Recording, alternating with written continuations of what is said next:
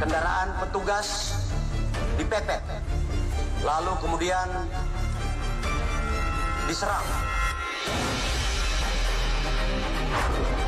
Ini fitnah luar biasa, pemutarbalikan fakta dengan menyebutkan bahwa Laskar yang lebih dahulu menyerang dan melakukan penembakan.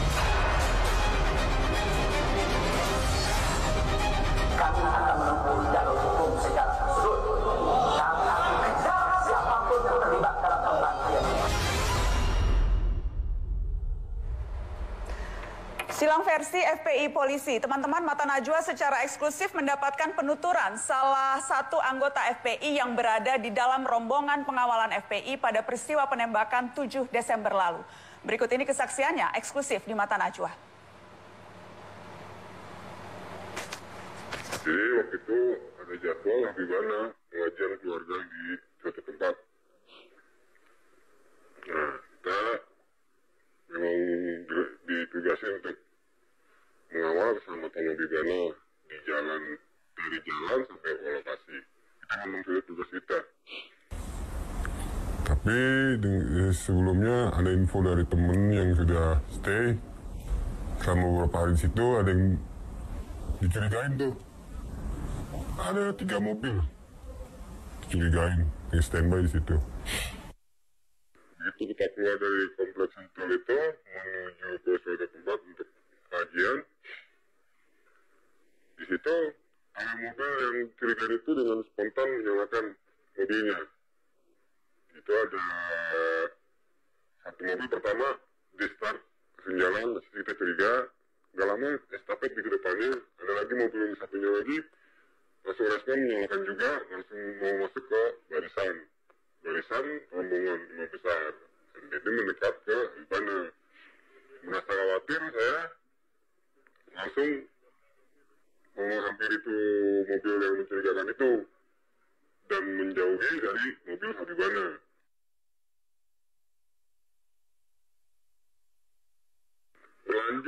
Kita berlanjut sampai ke mau keluar tol ke Kerawang Timur. Di pas keluar ke Kerawang Timur itu pun mereka bermunculan kembali mobil-mobil yang tadi kita curigai dan kita usir. Sengaja kita perlahan akses dia untuk masuk ke barisan. Kita alihkan sehingga mereka nggak bisa ikuti rute yang Habibana tuju.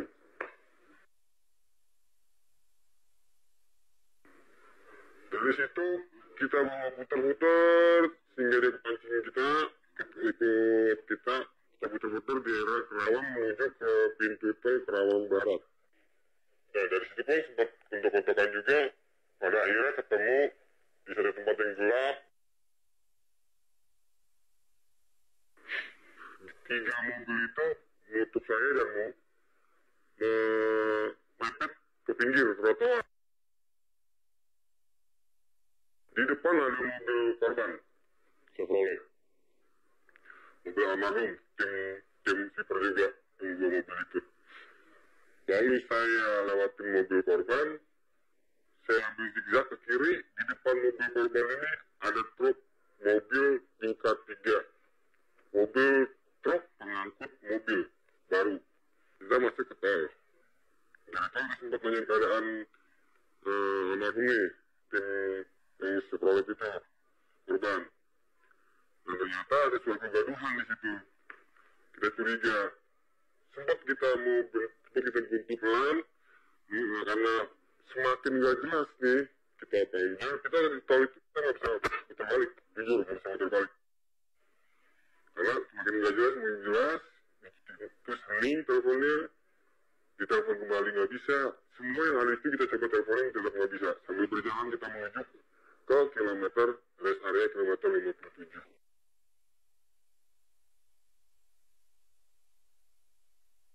Dan untuk soal tuduhan itu kepemilikan untuk senjata tajam dan senjata api, itu tidak ada di kita. Dan untuk baku tembak di tol itu dan tidak ada di Laskar itu DP itu tuh nggak ada beda kita. Dan itu fitnah. Dan kita nggak pernah punya seperti itu. Dan provokasi itu bukan dari kami. Ya, itu tadi penuturan eksklusif di Mata Najwa, salah satu anggota FPI, Laskar Khusus FPI yang berada di salah satu mobil pengawalan FPI pada peristiwa Senin dini hari lalu. Saya akan perkenalkan siapa-siapa saja tamu saya di studio. Untuk membahas silang versi FPI Polisi, sudah hadir di studio Sekretaris Umum FPI Munarman. Selamat malam, Assalamualaikum Bang Munarman. Waalaikumsalam warahmatullahi wabarakatuh, Mbak Nana. Terima kasih sudah hadir di Mata Najwa. Sama-sama. Saya juga mengundang anggota DPR dari fraksi PKS, Mardani Alisera. Selamat malam, Assalamualaikum Bang Mardani. Salam, Nak. Terima kasih sudah hadir. Hadir juga ada politikus PDI Perjuangan, mantan Kapolda Jawa Barat, Anton Cahrial. Selamat malam. Selamat malam, Assalamualaikum warahmatullahi wabarakatuh. Waalaikumsalam warahmatullahi wabarakatuh. Dan saya juga mengundang anggota Kompolnas, Albertus Wahyudarto. Pak Wahyu, selamat malam.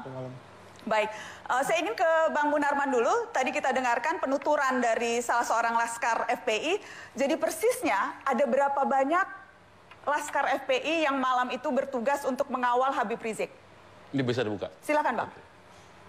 Jadi malam itu lebih kurang ada 4 mobil yang mengawal Habib Rizik dan rombongan keluarga Habib Rizik. Jadi Habib Rizik itu 4 mobil dengan keluarganya, ada cucunya, ada menantunya, ada anaknya. Anak Habib Rizik itu perempuan semua, ikut semua di situ. Kemudian mobil tim kepala rombongan itu dari Laskar, 1 mobil di depan, berarti 5 mobil, ya, 3 mobil di belakang. Dan 1 mobil itu isinya? Laskar. Laskar. Jadi ada 4 mobil Laskar ini. Dan dalam 1 mobil ada berapa? Dalam 1 mobil ada 6. 6 Jadi orang. Total 24 sebetulnya. 24. Dan Ya. persisnya ini tugas mereka apa? Karena disebutnya Laskar. Jadi menghadapi siapa nih Laskar itu tugasnya 1 pengamanan setiap acara-acara pengajian. Yang kedua pengawalan dari ustadz-ustadz dan pengurus FPI. Begitu. Itu standar di FPI. Laskar itu harus mengawal ustadz. Iya, karena kan kita pernah punya fakta sejarah dulu tahun 65, 64, 65 bahkan dari tahun 63 itu banyak sekali kiai-kiai yang dibunuh, dipersekusi, ya, cerita di Gontor, cerita di Banyuwangi, itu banyak kejadian.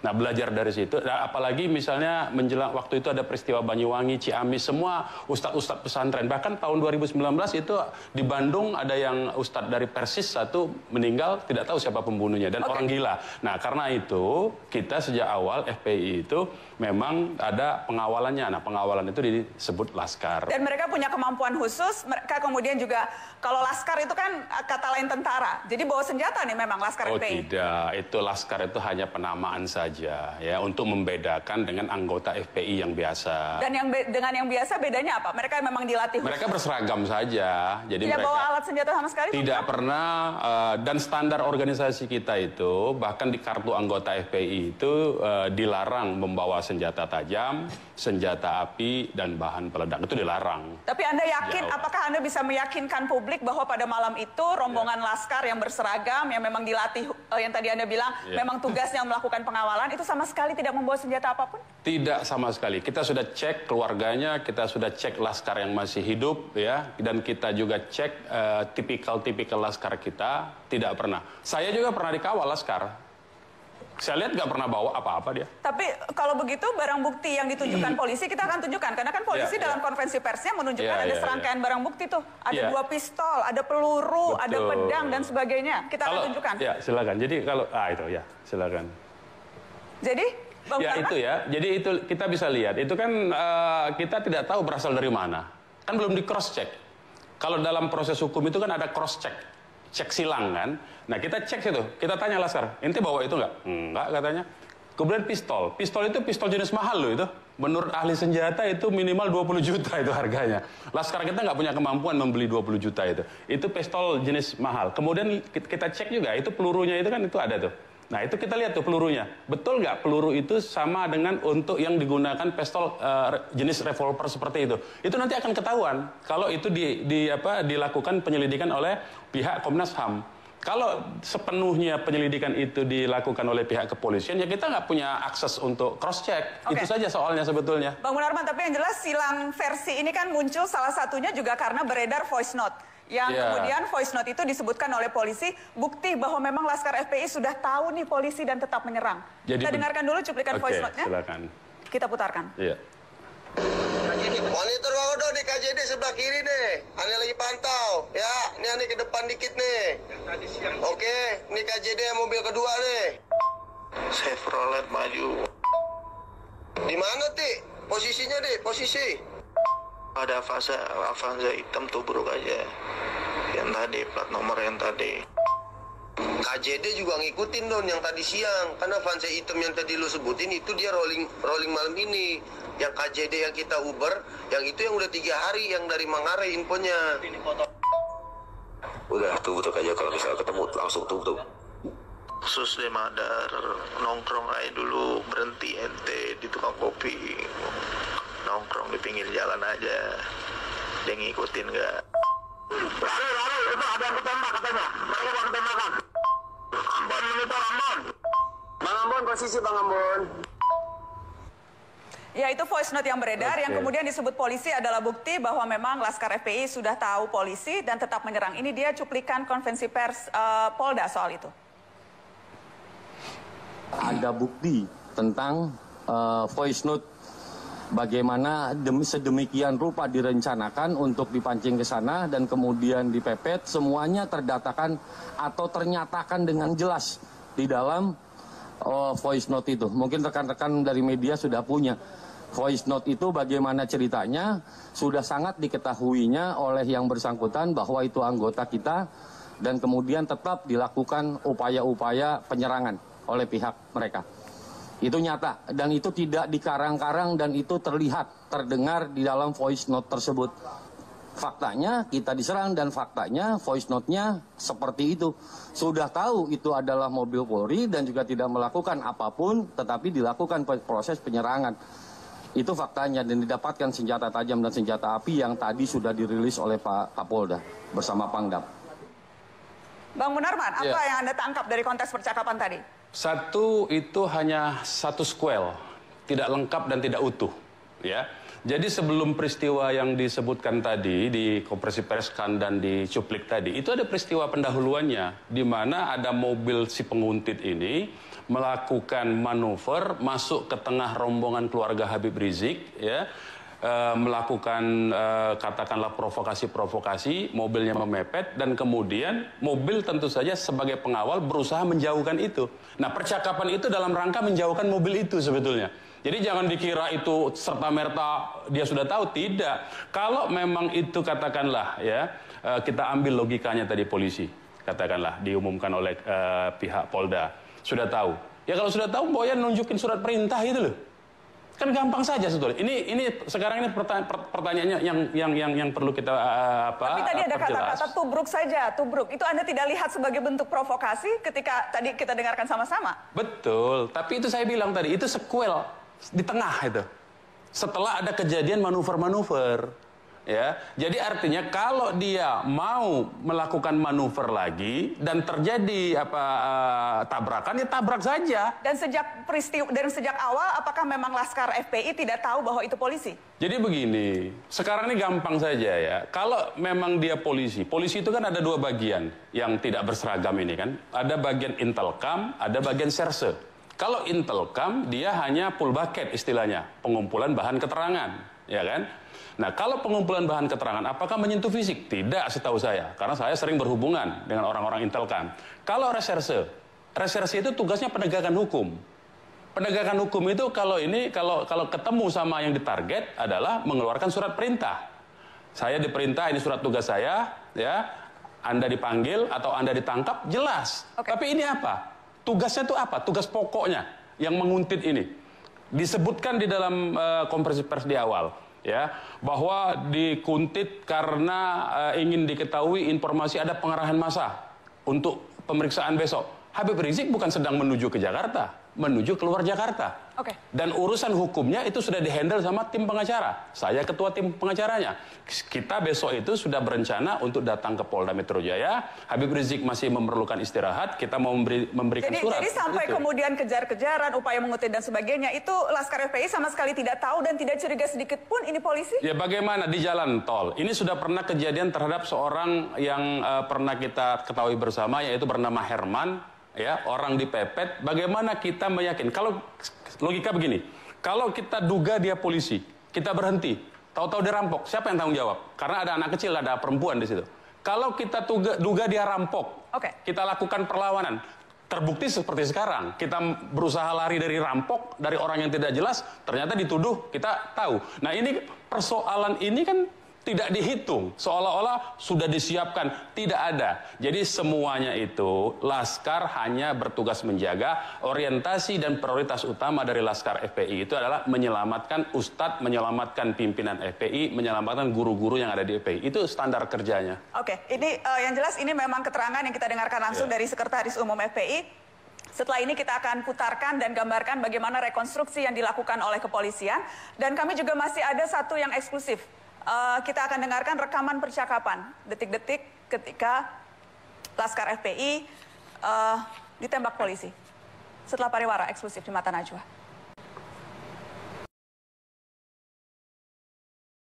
Bagaimana detik-detik saat penembakan terjadi di peristiwa malam 7 Desember itu. Rekaman ini kami peroleh secara eksklusif, kami putarkan di Mata Najwa.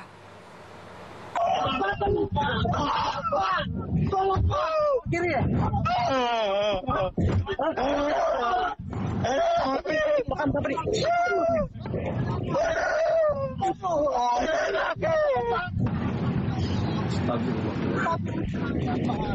Itu kenapa dia? Penting mau IB dulu tempat aman. Pangda, kayaknya kita hari nggak bisa kesini Pangda, nggak bisa Kerawang Pangda. Nanti dulu para kita keluar aja kemana? Dan Bogor apa mana Dan? Balik markas. Balik markas aja. Udah kenal anak-anak. Enggak udah Dan balik, ente tenang. Balik ya. Balik ke markas, masuk tol. Pangda izin Pangda lapor ke anak-anak Pangda.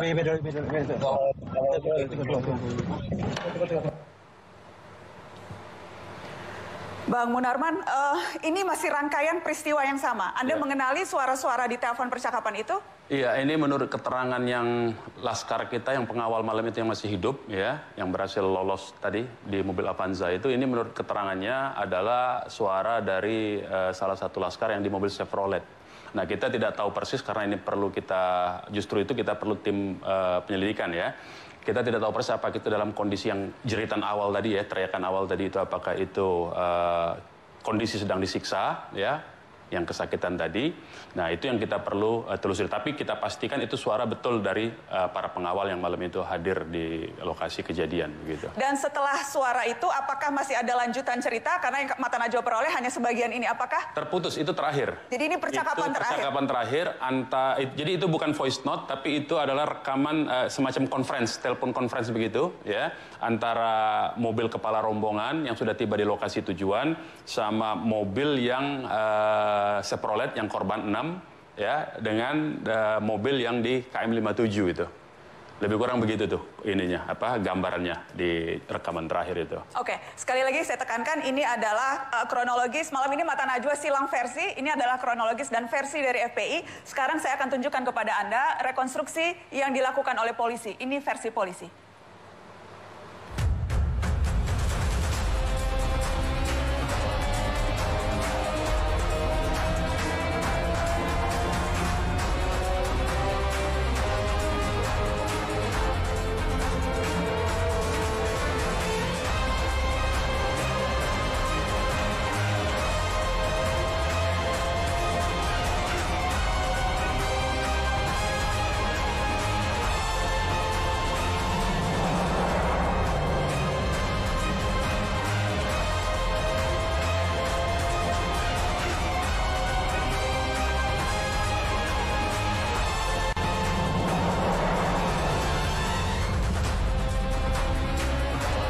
Disitulah terjadi upaya dari penyidik yang ada dalam mobil untuk melakukan tindakan pembelaan.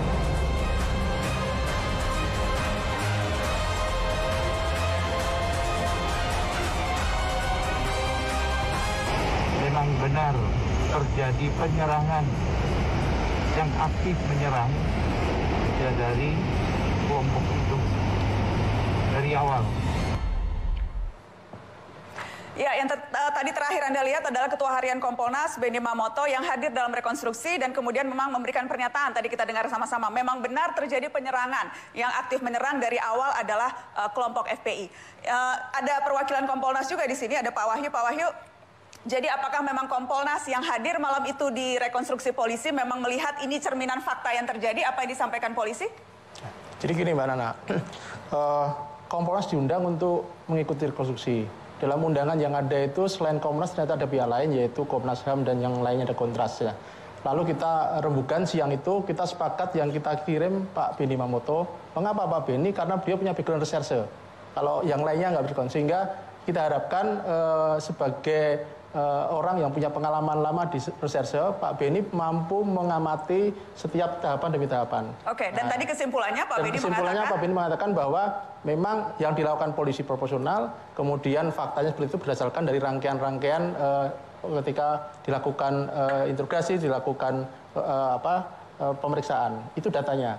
Nah, soal apakah benar atau tidak itu nanti proses lain. Tapi fakta di rekonstruksi kami Kompolnas melihat sesuai dengan SOP yang memang harus dilakukan. Jadi tidak ada SOP yang dilanggar. Kesimpulan sementara dari pengamatan yang rekonstruksi itu menurut Kompolnas, polisi profesional menjalankan tugasnya, memang itulah yang dilakukan? Yang dilakukan. Memang ada beberapa catatan yang menjadi catatan kami untuk kami diskusikan, dan itu nanti akan kami lakukan evaluasi. Karena memang tugasnya Pak Benny datang ke sana bukan hanya untuk nonton, tapi juga melihat tahapan, juga evaluasi. Nah, apakah evaluasinya ini sedang kami lihat tahap bertahap, kami cek betul atau tidak sesuai dengan aturan yang ada, sesuai dengan fakta di lapangan, sesuai dengan itu sedang kita cek gitu ya. Oke, ada 4 titik TKP di rekonstruksi polisi. Saya ingin kita melihat satu persatu TKP-nya. Yang jelas di TKP pertama dalam rekonstruksi disebut ketika ada 4 laskar FPI keluar dan menyerang mobil polisi dengan senjata tajam. Kemudian disebutkan polisi mengeluarkan tembakan peringatan dan dibalas oleh tembakan oleh anggota FPI. Kalau ini rekonstruksi yang terjadi, apakah kemudian ini memang faktor yang Anda mengatakan polisi sudah profesional karena polisi hanya membela diri? Berangkat dari pertama TKP di awal itu? Oh iya. Jadi karena serangan pertama dari FPI rekonstruksi itu karena itu kan sebetulnya kan merupakan menggambarkan apa yang merupakan hasil pemeriksaan yang ada di BAP. Rekonstruksi menunjukkan bahwa yang terjadi seperti itu dan polisi melakukan pembalasan atas penyerangan.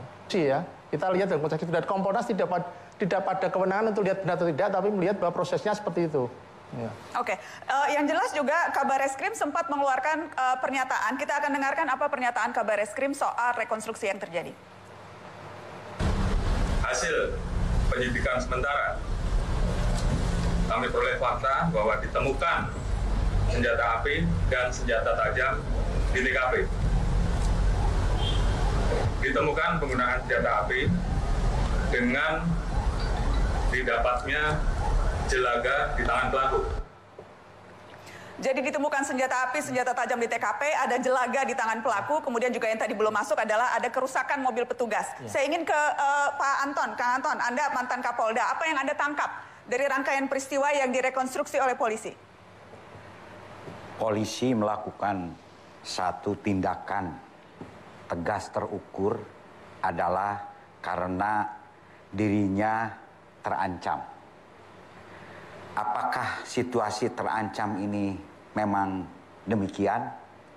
Ini kita perlu dalami, telusuri lebih dalam. Karena tetap ini adalah akan menjadi sebuah produk hukum, di mana produk hukum ini sesuai dengan pasal 184 KUHP, yaitu ada 5 alat bukti yang sah. Jadi tidak bisa hanya satu-satu, tapi ini harus merupakan satu yang integral. Oke, tadi Anda katakan polisi melakukan tindakan tegas dan terukur. Ukurannya apa jadi? Bahwa patokan, penggarisnya untuk kita mengatakan ini sudah terukur apa, Pak? Ada rasa terancam keselamatan jiwanya. Nah, apabila kita lihat di sini, tadi ada yang mengatakan bahwa senjata tajam dan ada tembakan balasan. Kalau memang itu terjadi, senjata dengan senjata, ya polisi boleh membela diri untuk melakukan tindakan terukur. Nah, namun hal ini perlu dibuktikan. Apakah benar demikian fakta-faktanya. Biarkan penyidik nanti untuk lebih menyelidiki fakta-fakta ini lebih dalam lagi. Oke, saya ingin lempar ke Bang Munarman. FPI tidak dilibatkan dalam rekonstruksi atau memang keluarga diminta atau bagaimana ceritanya? Tidak. Jadi ada satu hal yang saya mau kritik ya, secara normatif saja.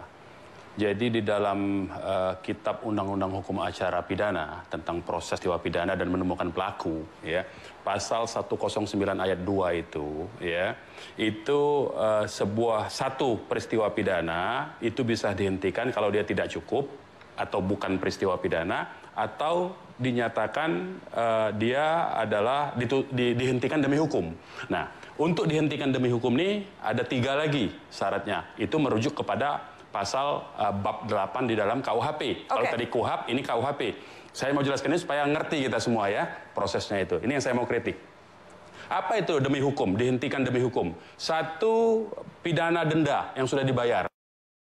Hanya pelanggaran lalu lintas sudah dibayar, udah nggak ada lagi itu sidang. Jadi dia menurut pasal 82 KUHP. Yang kedua itu dia nebis in idem. Pasal 76. Ya. Nggak boleh lagi tuh diusut ya. Kemudian pasal 78 kadaluarsa. Nah, ada satu hal yang penting. Pasal 77 KUHP. Kalau pasal 77 itu adalah sebuah proses penuntutan yang berimplikasi penuntutan itu adalah berhulu dari penyelidikan dan penyidikan, itu tidak boleh dilakukan kalau tersangkanya sudah meninggal. Nah, sekarang pertanyaan yang besarnya, tanda tanya besar, ini siapa tersangkanya? Yang 6. Yang 6 sudah meninggal. Tidak boleh ada proses hukum terhadap yang 6 itu kembali. Jadi kalau itu dilakukan, ini pelanggaran terhadap norma hukum. Berarti negara kita bukan negara hukum. Karena apa? Karena saya lihat, ini ada panggilan terhadap satu wartawan ya. Wartawan bernama Edi Mulyadi. Dia wartawan dari Forum News Network ya. Dia memberitakan investigasi sendiri. Kan teman-teman wartawan kan boleh punya hak untuk investigasi jurnalisme kan. Dia investigasi, dia memberitakan dari TKP. Kemudian dipanggil pasalnya apa? Ini yang saya katakan, bahwa ini adalah penyidikan terhadap yang 6 orang. Pasal 170 dan Undang-Undang Darurat tentang penguasaan senjata api. Ini artinya yang 6 sudah meninggal itu dijadikan tersangka, terus disidik. Padahal menurut undang-undang tidak boleh. Artinya apa saya mau katakan? Ini tentu saja tidak fair jadinya. Artinya mencoba mengarah. Ini orang tidak bisa membela diri. Kalau ini orang bisa membela diri di pengadilan, silakan. Tapi ini orang tidak bisa membela diri, dibuat rekonstruksi seperti itu, hancurlah negara ini hukumnya. Makanya itu kita mengusulkan bahwa penyelidikan ini bukan kasus pidana biasa. Ini pelanggaran HAM. Pelanggaran HAM-nya pun pelanggaran HAM berat. Karena itu bukan kewenangan polisi ini. Saya mau katakan itu. Kita akan lanjutkan setelah pariwara. Nanti saya kasih kesempatan untuk menanggapi. Tetap di Mata Najwa, kami kembali sesaat lagi. Silang versi FPI polisi, saya ingin minta tanggapan Kompolnas. Pak Wahyu, tadi dikatakan oleh Sekretaris Umum FPI Bang Munarman bahwa seharusnya Polda atau Polri tidak punya kewenangan untuk menyelidiki kasus ini karena ini seharusnya masuk kategori pelanggaran HAM berat, apalagi tadi disebutkan bahwa tersangkanya sudah meninggal dunia. Terima kasih Mbak Nana, terima kasih Pak Munarman. Jadi rekonstruksi ini kan sebetulnya kan merupakan menggabungkan pasal-pasal dari data yang ada. Polisi menginformasikan masih ada 4 yang buron. Soal 4 buron silahkan tanya ke polisi karena itu bukan kewenangannya kami Kompolnas. Dari situ kami melihat rekonstruksi itu wajib dilakukan agar semakin menjadi terang. Sementara kita lihat pihak lain, Komnas HAM juga melakukan penyelidikan, kemudian nanti akan ada rekomendasi. Menurut kami Kompolnas, apa yang kami lihat nanti akan digabung dengan apa temuan-temuan Komnas HAM dan temuan yang lainnya akan semakin membuat kasus ini lebih jelas. Tapi jadi, menurut Anda kewenangan itu dimiliki oleh kepolisian? Karena polisi melihat masih ada yang harus dibuat terang. Jadi itu harus dilakukan. Kalau itu nggak dilakukan, seperti menutup masalah ini. Nah, sehingga dengan ini terbuka, semakin jelas. Kebetulan ini pihak lain juga Komnas nggak mau datang dan akan sudah melakukan pendidikan sendiri. Nanti hasilnya bagaimana bisa kita lihat, kita adu semakin lengkap kan, sehingga semakin jelas. Karena kalau itu nggak dilakukan, ditutup semuanya jadi seolah-olah persoalannya nggak ada. Justru ini kita terbuka dan dengan Polri mengundang media. Bagi kami Kompolnas mengapresiasi ada keinginan untuk semuanya terbuka.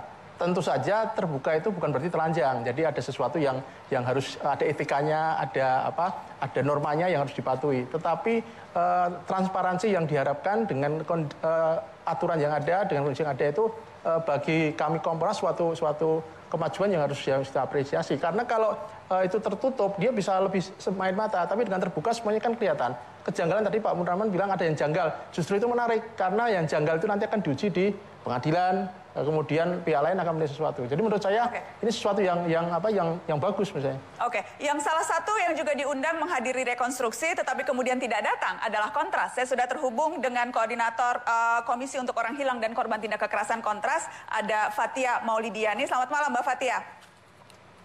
Selamat malam. Mbak Fathia, jadi kenapa Kontras menolak untuk hadir rekonstruksi yang digelar oleh kepolisian?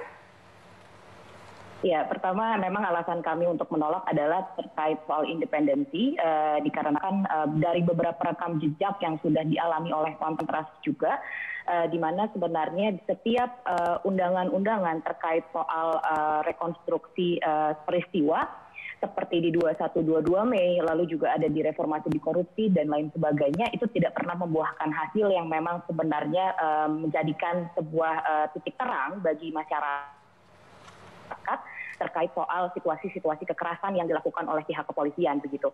Jadi kalau misalkan memang Kontras hanya diundang hanya untuk legitimasi semata karena adanya pengundangan terhadap masyarakat sipil tapi tidak ada tindak lanjut dari kekerasan yang dilakukan oleh kepolisian, maka memang ya kita menolak untuk hadir karena tidak pernah ada proses yang berujung baik di situ. Oke, tapi kemudian kan tentunya Kontras sudah melihat nih dari media bagaimana rekonstruksi itu dilakukan. Apa yang perlu dicermati dari rekonstruksi polisi soal peristiwanya sendiri? Pertama kita lihat bahwa dari keterangan kepolisian di konferensi pers pertama itu berbeda dengan hasil dari rekonstruksi yang dilakukan oleh pihak kepolisian. Dan di sini juga kami tidak melihat adanya misalkan barang-barang bukti ataupun bukti mobil yang menjadi TKP sebenarnya dari penembakan yang dilakukan oleh kepolisian itu. Apakah mobil tersebut memang disajikan dan diperlihatkan sebagai lokasi dari penembakan yang dilakukan oleh pihak kepolisian ini. Lalu di awal dibilang bahwa ada 6 orang yang menjadi korban dari penembakan, namun tiba-tiba berubah lagi jadi 4 orang, lalu 2 orang tiba-tiba dibilang melarikan diri. Nah, di situ sebenarnya ada beberapa informasi yang berbeda dan di sini pada akhirnya tidak menunjukkan adanya satu tindakan preventif dari kepolisian dalam pengejaran ini. Tidak ada surat penangkapan ataupun terkait soal penggeledahan dan lain sebagainya atas dugaan adanya senjata api dan senjata tajam. Dan juga tidak ada tindakan seperti apakah sebenarnya polisi ini telah melakukan ataupun mengisi formulir terkait soal penggunaan senjata api yang sebenarnya tertera dalam regulasi kepolisian di internalnya. Oke, saya ingin lempar ke Pak Anton. Anda mantan Kapolda, juga reserse, juga terlibat di banyak tim penyelidikan kasus-kasus besar begitu. Kalau tadi misalnya berubah-ubah pernyataannya, kemudian juga ada kejanggalan-kejanggalan yang disebutkan, bagaimana tanggapan Anda?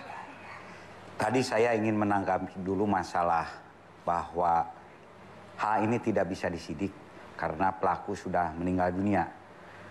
Kalau menurut saya pelaku ini kan ada 3 klasifikasi. Ada pelaku yang langsung di lapangan, yang disebut dader. Kemudian yang turut serta, dan ada aktor intelektual. Jadi ini kalau berbicara pelaku tidak harus yang ada di TKP. Tetapi yang di luar TKP pun juga bisa dilakukan. Karena kenapa? Karena di sini ditemukan pistol.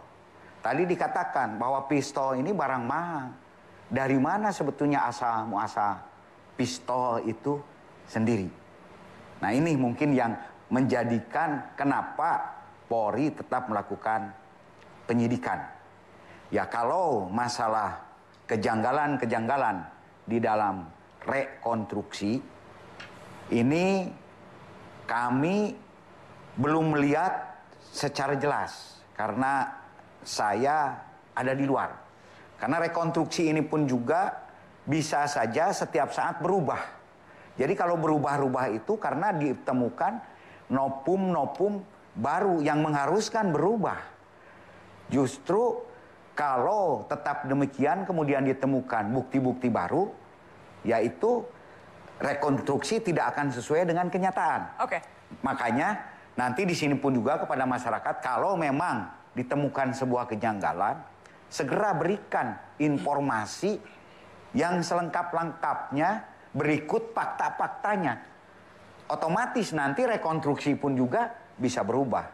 Dan rekonstruksi itu tidak ada aturannya, bisa sekali, 2 kali, 3 kali, bisa saja 4 kali. Sampai mendekati kenyataan yang sebenarnya. Oke, kita akan kembali setelah pariwara, tetap di Mata Najwa.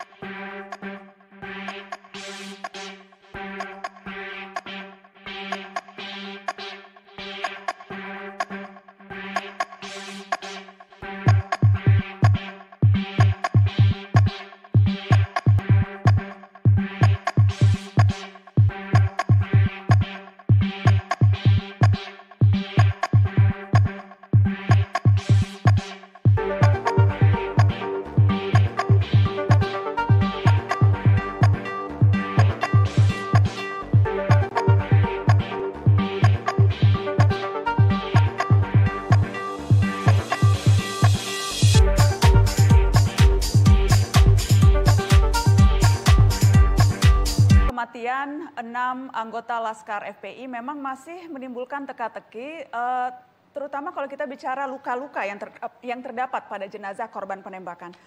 Mata Najwa memperoleh foto-foto 6 jenazah anggota Laskar FPI yang tewas dengan bekas luka peluru di tubuh.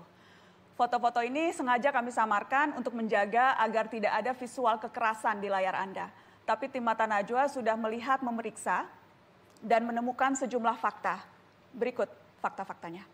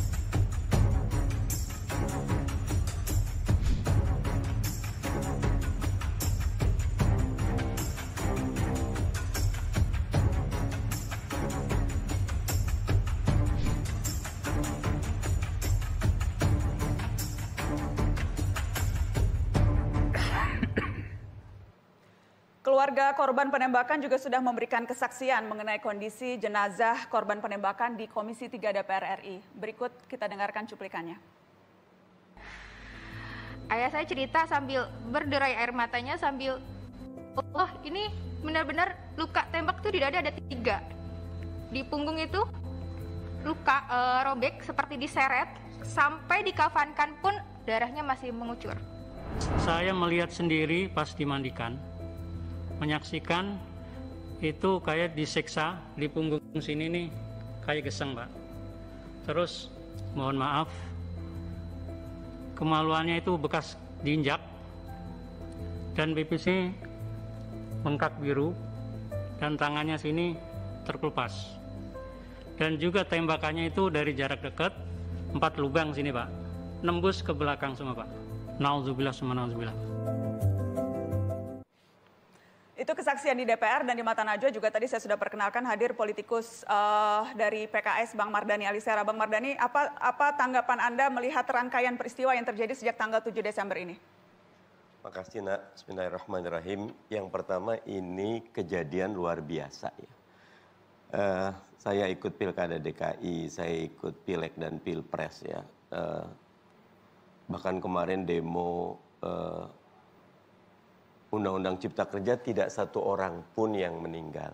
Ini 6 orang yang meninggal. Makanya saya sebut ini kejadian yang luar biasa. Dan karena itu perlu semua pihak betul-betul bekerja keras membuka ini sejelas-jelasnya.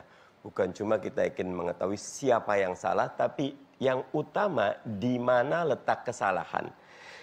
Jawaban terhadap pertanyaan di mana letak kesalahan membuat kita tidak jatuh ke lubang yang sama 2 atau 3 kali karena presidennya luar biasa. Apresiasi Nana dan tim Narasi TV yang luar biasa. Tadi dengar yang nangis itu amak tadi dari adik ataupun dari orang tua, buat saya ini harus jadi pelajaran kita semua. Bersyukurnya Nana, DPR membuka diri. Kita tidak tutup-tutupi, semua dibuka. Saya juga apresiasi buat Kompolnas yang ikut mengawal, teman-teman kepolisian ya, karena kalau ikut Undang-Undang nomor 2 2002 tentang kepolisian, tugas kepolisian itu mulia sekali nak ya. Tugas pokok A, memelihara keamanan dan ketertiban masyarakat. B, menegakkan hukum. Dan C, memberikan perlindungan, pengayoman, dan pelayanan kepada masyarakat. Sementara yang terjadi sekarang ini adalah 6 orang dengan faktanya tembakan-tembakan luar biasa. Tadi salah satu yang gelap buat saya nak, itu kejadian asumsinya mereka merampas. Ya, tetapi ada yang menarik ya, IPW bilang, kalau sudah ada tembak-menembak, kenapa tidak diborgol gitu. Padahal ini jelas kemudian dari ditangkap sampai ke rumah sakit Polri, apa yang terjadi? Oke, tapi khusus soal tidak diborgol kan polisi juga sudah menyampaikan penjelasan. Karena yang menangkap adalah tim surveillance yang memang tidak dibekali atau tidak membekali diri dengan membawa borgol. Jadi itu penjelasan polisi kenapa tidak diborgol ketika dimasukkan ke dalam mobil. Sehingga kemudian disebutkan lagi-lagi versi polisi, itu dicakar, dijambak, dicekek dari belakang polisinya sehingga kemudian dilakukan penembakan. Sekali lagi ini versi polisi. Monggo, makanya saya tetap apresiasi semua yang mau membuka diri. Apresiasi juga dengan kepolisian yang membuat rekonstruksi, bahkan Kapolda nanti membuat pernyataan. Buat saya semua harus dinyatakan karena sekali ada yang berbohong, sekali ada yang menutupi, maka ada ketidakjelasan. Saya punya sedikit data perbedaan keterangan teman-teman kepolisian sebelum dan sesudah rekonstruksi sama teman-teman FPI. Ya. Nah, makanya buat saya sekarang ini buka aja semuanya. Dengan apa yang paling menonjol dari yang Anda kumpulkan itu? Ya terkait tadi. Soal yang borgol tadi? Kalau yang versinya polisi, ada yang bawa senjata. Versinya teman-teman, tidak ada bawa senjata. Nah itu harus jelas. Duduk perkaranya di mana. Nah karena apa? Negara kita negara hukum. Dan saya mendukung semua pihak. Komnas HAM harus didukung sepenuhnya. Walaupun waktunya sangat pendek, kami di komisi, teman-teman di Komisi 3, kami di DPR akan sangat betul-betul mengawasi tuntasnya seperti 6 orang itu luar biasa. Pileg pilpres saja tidak ada yang tertembak satupun gitu loh. Ini ada 6 orang, makanya saya bilang. Oke, tapi kan ada rangkaiannya. Lagi-lagi karena ini versi polisi ada rangkaiannya. Polisi melakukan tindakan yang tadi katanya terukur dan tegas itu karena sebelumnya sudah ada tembakan peringatan, tapi kemudian dibalas. Kemudian ada provokasi dan sebagainya. Bagaimana melihat peristiwa ini kalau kita gabungkan dari versi polisi dan kemudian juga versi FPI? Bukankah kemudian ada penjelasan kenapa polisi melakukan tindakan? Saya masih menunggu detail laporan dari Kompolnas. Karena terhadap rekonstruksi Kompolnas mengatakan ada... Komnas HAM? Komnas HAM mengatakan ada versi lain. Mereka menemukan proyektilnya, mereka juga sudah bertemu dengan keluarga, mereka juga sudah memanggil Kapolda. Kita dukung sesegera mungkin transparansi, akuntabilitas proses ini sampai harus ada penegakan hukum. Karena supremacy of law, equality before the law, due process of law harus betul-betul tegak dalam kasus yang luar biasa ini. Oke, tadi Anda sebutkan Komnas HAM. Setelah pariwara saya akan langsung berbincang dengan Ketua Komnas HAM. Apa saja temuan awal Komnas HAM atas peristiwa ini? Setelah pariwara, tetap di Mata Najwa.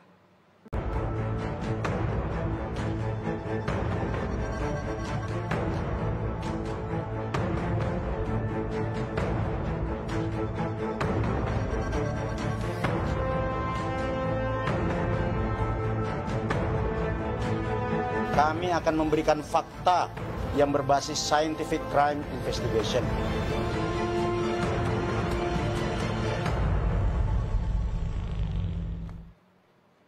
Komnas HAM juga turun tangan menyelidiki peristiwa penembakan 6 laskar FPI. Apa saja temuan investigasi Komnas HAM sejauh ini? Saya sudah terhubung dengan Ketua Komnas HAM Ahmad Taufan Damanik. Selamat malam Pak Taufan.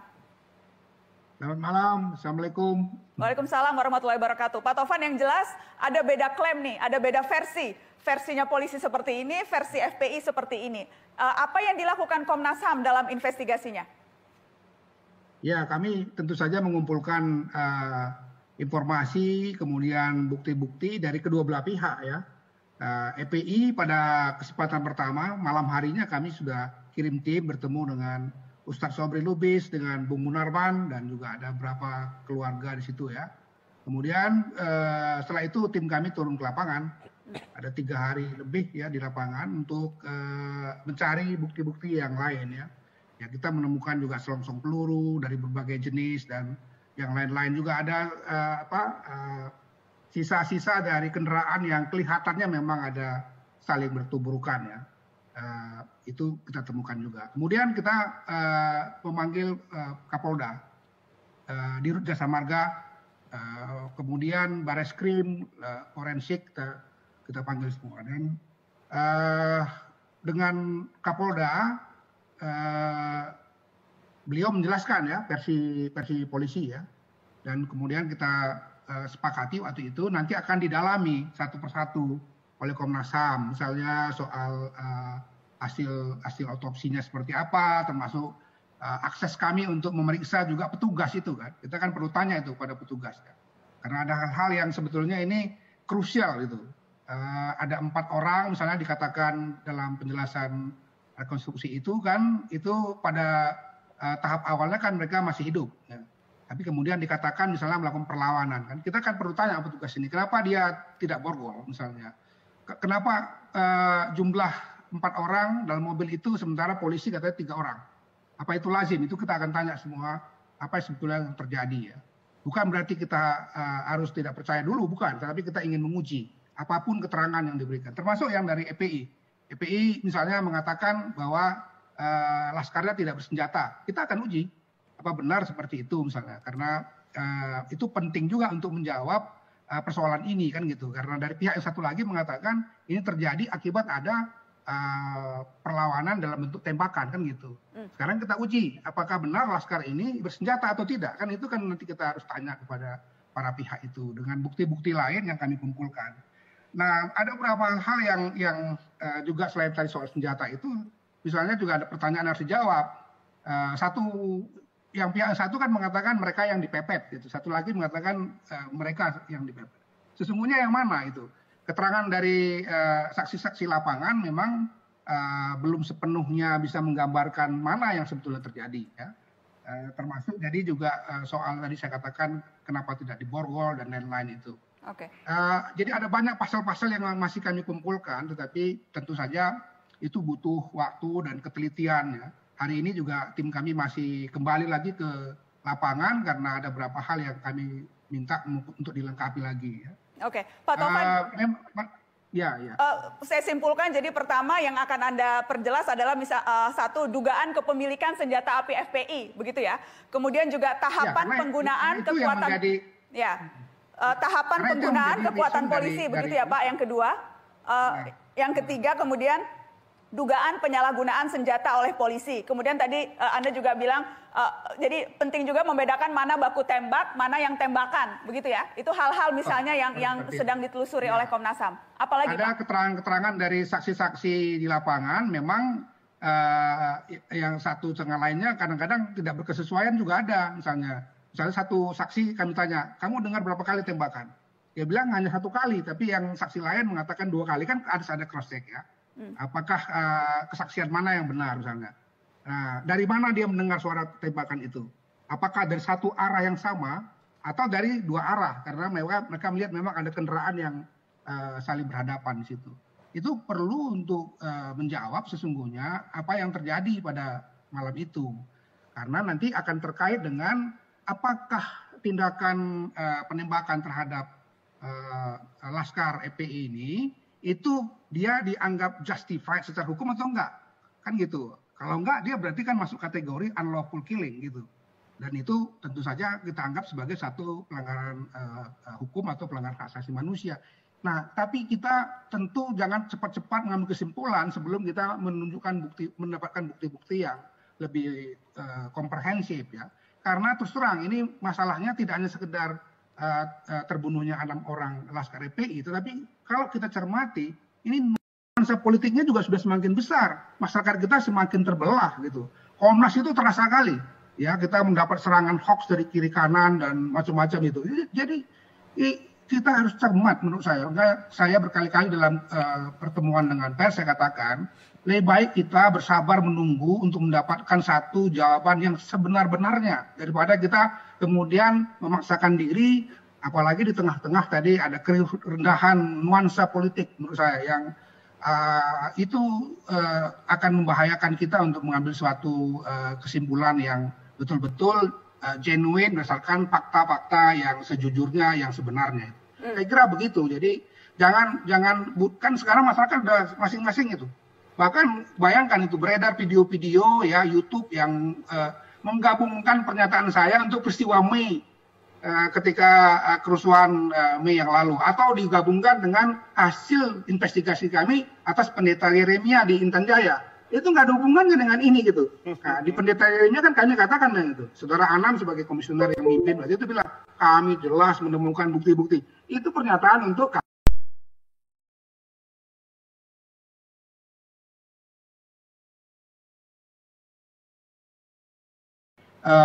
akurat tentang kebohongan polisi. Kan itu berbahaya ya, karena sebaliknya juga begitu.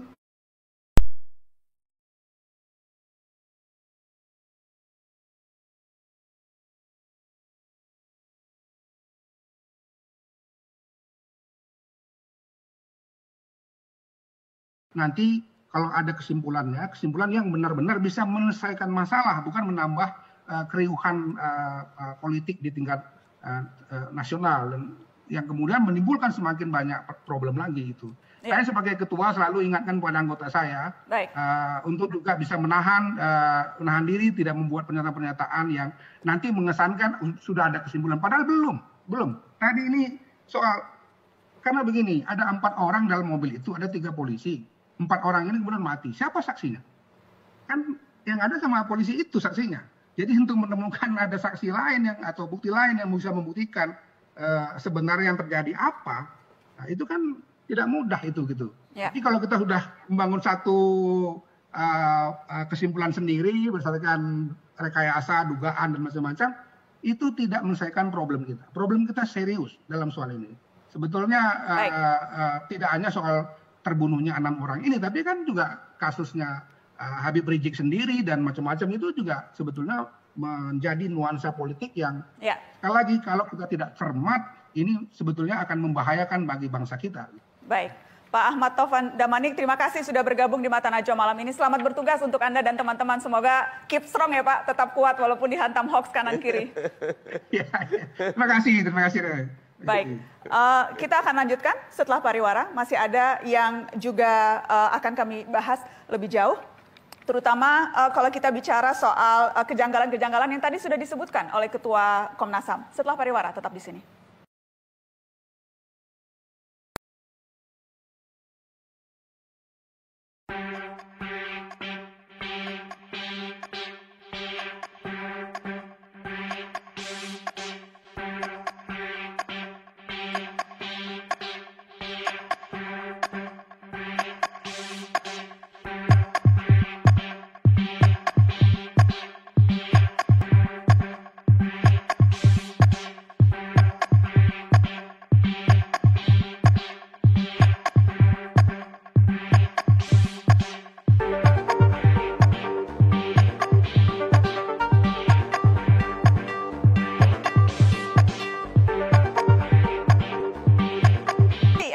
Polisi, saya ingin ke Sekretaris Umum FPI, Bang Munarman. Bang Munarman, sebelum masuk ke tanggal 7 Desember, adakah rangkaian peristiwa yang bisa Anda analisa atau Anda nilai yang memang memicu terjadinya peristiwa yang kita tahu sama-sama sekarang? Iya, jadi begini ya. Sebetulnya sejak Habib Rizik, kepulangan Habib Rizik, itu Habib Rizik itu memang sudah di surveillance lah, kira-kira begitu ya, saya mau sebutkan. Dan surveillance-nya itu artinya apa surveillance bahasa Indonesia? Ya pemantauan, penguntitan, ya jaksik begitu ya, penjejakan situasi. Dan dilakukan oleh? Saya kira kalau yang memiliki sumber daya seperti itu sedemikian besar ya, saya kira kita semua tahulah ya. Saya tidak mau sebut lembaganya, tetapi yang jelas pihak yang mensurveillance Habib Rizik ini itu memiliki kemampuan 24 jam, kemudian memonitor di 3 titik tempat tinggal Habib Rizik, ya, di Petamburan, di Sentul, dan di pesantren Habib Rizik di Megamendung, ya, dan peralatan-peralatannya juga saya kira cukup canggih lah. Ini dugaan atau Anda punya ada bukti? Faktanya. Buktinya yang mengklaim bahwa memang ada lembaga. Jadi kita tanggal hari Jumat berarti itu tanggal 5 ya. Jadi tanggal 7 kan hari Senin, tanggal 6 hari tanggal 6 hari Ahad, Sabtu itu tanggal 5, tanggal 4 berarti. Tanggal 4 itu kita sedang berada di mana? Di pondok pesantren, dan di situ ada peristiwa, ya, ada drone begitu di atas pondok pesantren itu, dan kita tahu itu ada drone itu, dan kemudian drone itu tempat turunnya di mana, kemudian laskar yang menjaga pondok pesantren itu mendatangi itu, ya, dan di situ ada wawancara lah, ya, dan kemudian sudah terungkap di medsos lah itu, ya. Nah, saya kira itu yang mengenai latar belakang itu. Nah, kemudian kita lihat, itu karena itulah sebetulnya laskar kita tidak berpikiran bahwa yang menguntit Habib Rizik pada malam tanggal 7 itu, ya, tanggal 6 ke tanggal 7 malam itu tidak memperkirakan bahwa itu tugas adalah aparat hukum, karena diperkirakan memang itu masih dalam konteks surveillance saja. Oke, tapi yang jelas Deputi 4 BIN Wawan Purwanto membantah bahwa lembaganya memata-matai Habib Rizik Syihab. Ini ada kita tunjukkan pernyataan yang sempat muncul di Antara, katanya hoax itu.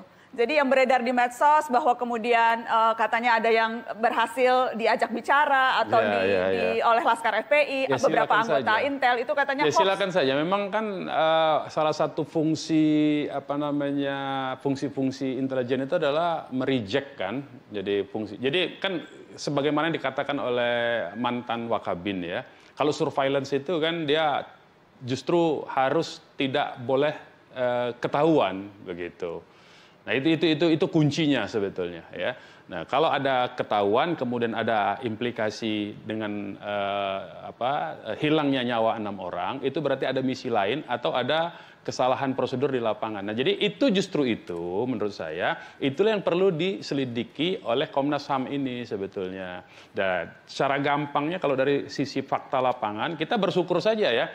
Bagi kita blessing in disguise soal rekonstruksi. Kenapa? Yang kita nyatakan di awal bahwa ini laskar bukan terjadi tembak-menembak, tapi ditembak di tempat lain, itu terbukti. Terbuktinya apa? Di rekonstruksi sendiri. Jadi saya mau pakai fakta dari rekonstruksi sendiri.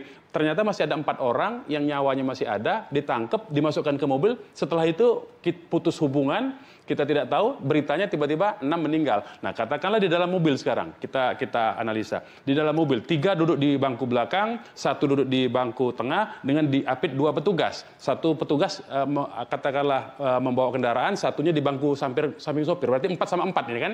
Nah, standarnya seperti apa? Ini kan kalau sudah terjadi tembak-menembak, ini sebetulnya penjahat berbahaya, dalam tanda kutip, ya, kalau mengikuti logika itu. Seharusnya kan diperketat. Apalagi mereka sudah disuruh tengkurap dan diinjak kepalanya menurut keterangan itu. Okay. Nah, cara melawan dia di belakang. Sekarang kita lihat, tadi ada luka tembak. Luka tembaknya semua sama di dada kiri. Kalau terjadi perlawanan, berusaha merebut senjata, artinya posisi yang mau merebut senjata dalam posisi sebelah kanan. Jadi posisi di sini kan, senjata biasa taruh di sini kan, di sini. Kalau katakanlah petugas yang mau melumpuhkan, dia nembaknya kemana? Kalau ke sini kan kenanya di sini, di kepala. Kalau dia ini bangku, ini pembatas bangku, mencoba merebut, berarti ditembaknya ke sini kan? Jadi ini hal-hal menurut saya yang perlu diselidiki dari faktanya saja, yaitu dari luka yang terarah semua ke jantung. Itu titik mematikan, Mbak Nana. Bukan tembakan tidak sengaja. Semuanya ada di jantung yang mematikan itu. Saya ingin minta tanggapan Anda, Pak Wahyu. Soal yang tadi, soal bagaimana luka-luka tadi disebutkan bahwa itu mematikan, bukan luka yang tampaknya karena ketidaksengajaan menembak atau membela diri. Posisi Kompolnas melihat rekonstruksi itu menceritakan hasil pemeriksaan. Apakah tadi Pak Munarman menceritakan ada kejanggalan dan kami ingin nanti cross dengan pihak lain. Jadi kami tidak pada posisi benar atau salah, tapi kami lihat tahapan-tahapan itu sudah berjalan dan itu disaksikan oleh banyak pihak. Artinya bukan hanya Kompolnas, media juga rekamannya ada, artinya nanti benar atau tidak saya kira akan diuji di lembaga yang memang tugasnya menguji benar atau tidaknya. Oke.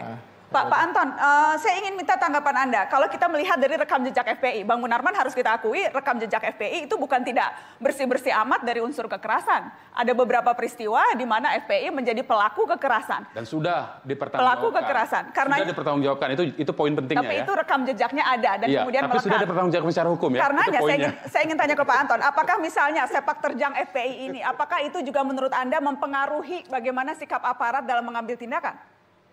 Ya, saya kira ada sebab dan akibat.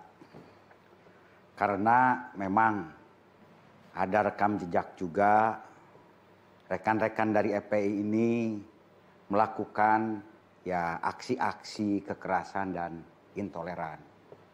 Yang juga cukup disesalkan, kadang-kadang juga agak menantang. Bahkan ya mungkin terkesan meremehkan. Meremehkan siapa ini? Menantang siapa? Ya menantang petugas, meremehkan negara gitu kan. Seperti kayak kemarin sebetulnya. Kan banyak yang bertanya, kenapa ini tidak? Ini diungkap kasusnya. Karena kan sudah diingatkan, tetapi malah ada hal-hal yang ya mungkin kata-kata yang kurang pantas, baik kepada TNI maupun kepada Polri.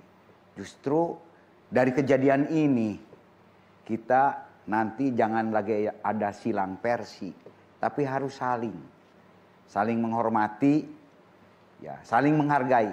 Dan memang rekam jejak itu ada. Kalau saya bacakan banyak sekali. Saya ingin bacakan apa yang misalnya disampaikan oleh Ketua Harian Kompolnas, rekan Pak Wahyu, Pak Beni Mamoto, yang menyebutkan ada 37 ex-anggota Front Pembela Islam yang bergabung ke organisasi terlarang yang bergabung di Jemaah Ansarut Daulah, ada di Mujahid Indonesia Timur.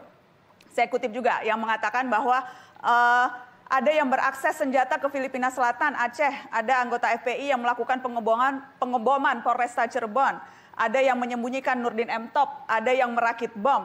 Ini data-data yang kemudian disebutkan yang rekam jejak yang dilakukan oleh FPI. Iya, itu kan tindakan personal. Kalau kita menghakimi itu, menganggap itu bahwa itu adalah kebijakan organisasi, bagaimana dengan tindakan korupsi yang dilakukan oleh para pejabat negara? Apakah bisa disebut negara itu disuruh untuk korupsi? Bagaimana tindakan-tindakan dari aparat negara yang lain yang melakukan pelanggaran hukum? Apakah itu ada doktrin untuk itu? Itu kan dia tidak bisa bagaimana misalnya ada satu organisasi yang kemudian di dalamnya itu ada oknum-oknum yang dia bertindak atas nama diri sendiri, tidak terkait sama sekali, dan dia sudah lepas dari organisasi, itu apakah itu dibebankan ke organisasi? Tidak. Kalau hukum itu dia tanggung jawabnya personal, tidak bisa dibebankan kepada organisasi. Dan kita secara organisasi sudah melarang hal-hal yang demikian. Karena itu di dalam kartu anggota setiap anggota FPI dilarang itu menggunakan kekerasan seperti itu. Ya, tapi walaupun dilarang, kan tentunya tidak bisa menjamin 100% bahwa larangan itu. Ya justru itu, itulah yang terjadi kepada semua. Saya kira itu bukan cuma FPI, institusi negara, aparat negara juga banyak melakukan itu. Saya ingin tanya Bang Mardhani, apakah fair menilai FPI dari rekam jejak yang memang tadi saya katakan ada gitu unsur-unsur kekerasan di dalamnya? Jadi apakah kemudian itu bisa menjadi alasan mengapa polisi bertindak sedemikian? Tidak boleh, karena semua tindakan harus berbasis kepada aturan yang ada. Belum lagi kalau kita melihat yang paling banyak sekali dirasakan masyarakat Aceh ketika tsunami Aceh, luar biasa teman-teman FPI. Gempa di Palembang, gempa di Jogja, dan banyak. Artinya FPI memang namanya Front Pembela, ada laskarnya. Kita pernah di sini bahas tentang bagaimana anggaran dasarnya waktu itu. Maka ketika tidak dapat surat tanda daftar, negara harus hadir. FPI, Habib Rizik diajak duduk, diajak bicara, bukannya malah dialienasi, nanti menimbulkan berbagai ekses. Semua anak bangsa harus didudukkan secara adil. Gitu. Bahwa kemudian tadi Pak Anton katakan ada tindakan-tindakan yang dirasa mungkin bisa diterjemahkan sebagai memancing, kemudian menantang, itu? Ya, memang demikian.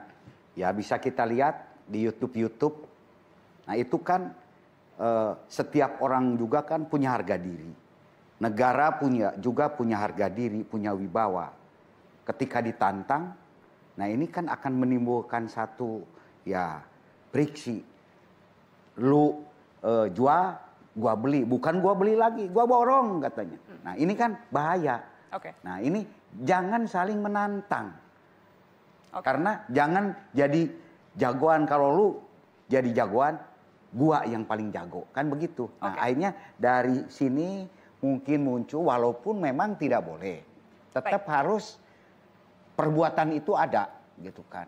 Dan ini pun juga perbuatannya itu ada. Jadi bukan dibuat-buat, dicari-cari, memang terjadi sebuah ya perbuatan tindak pidana. Nah, namun hal ini kan bisa bertumpuk-tumpuk. Oke, kita harus break Pak Anton. Setelah ini Mata Najwa akan putarkan apa harapan keluarga. Komunikasinya itu minta uang untuk ganti oli motornya, itu doang. Kan cuma ngelatih bola itu paling buat jajan, buat apa?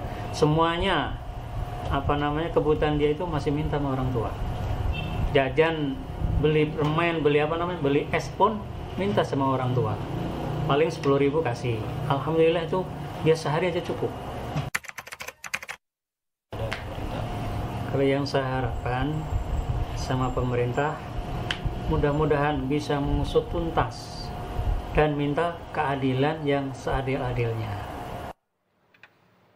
Minta keadilan yang seadil-adilnya. Bang Mardhani, bagaimana harusnya negara bersikap ke keluarga korban? Apakah memang ada suasana dilematis? Anda lihat bagaimana menempatkan penembakan ini sebagai pelaku atau sebagai korban, itu yang membuat gamang? Tidak. Harus jelas kasus penembakan ini kejadian luar biasa, korban 6 ini harus dibuka seadil-adilnya dan keluarga korban yang tadi berharap keadilan harus dipenuhi oleh negara. Keadilan itu dasar dari NKRI kita. Satu orang pendeta Jeremiah kita meninggal di Papua, bukan cuma Komnas HAM tapi Menko Polkam juga membuat ini 6 orang, karena itu harus ada tindak lanjut. Kami bahkan sudah mulai menggulirkan kalau tidak jelas penyelesaiannya hak angket bisa menjadi salah satu untuk memastikan seluruh proses hukumnya tuntas seadil-adilnya.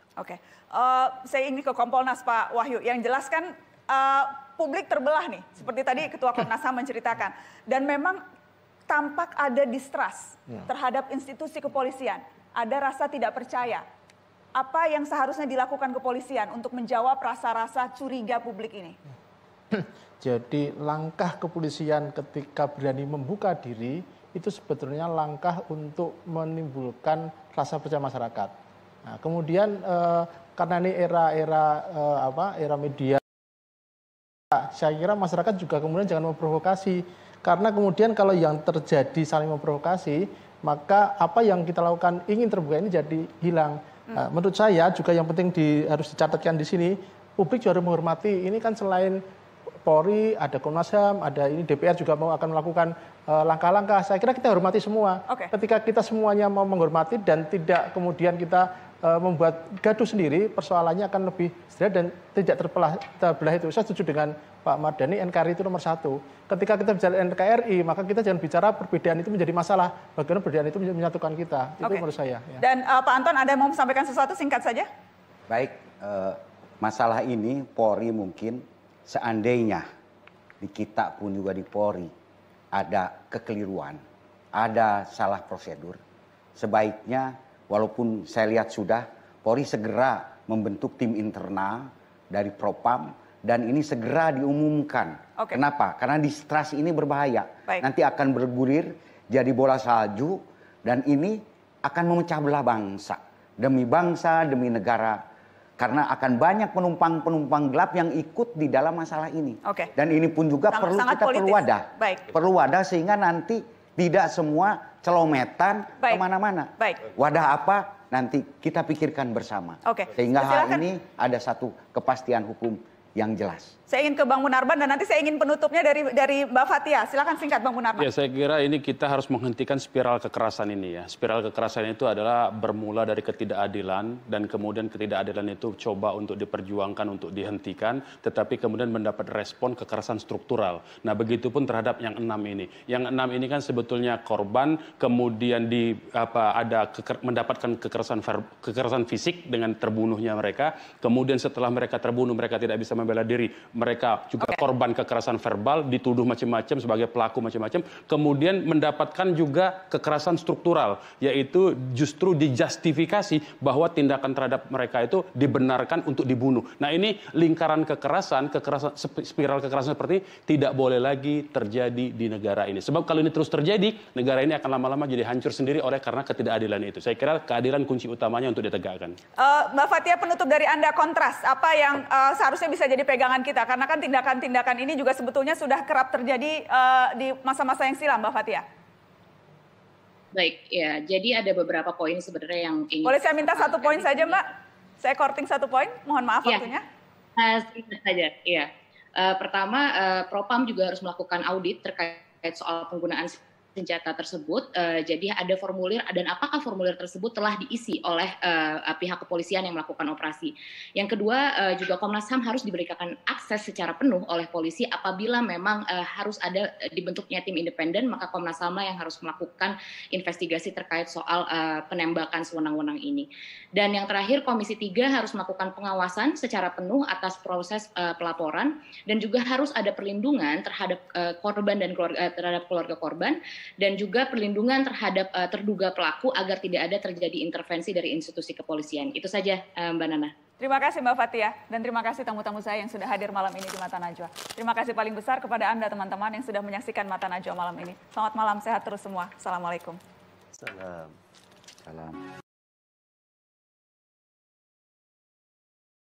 Allahumma salli ala sayyidina محمد واشغل الظالم بالظالمين اللهم صل على سيدنا محمد واشغل الظالم بالظالمين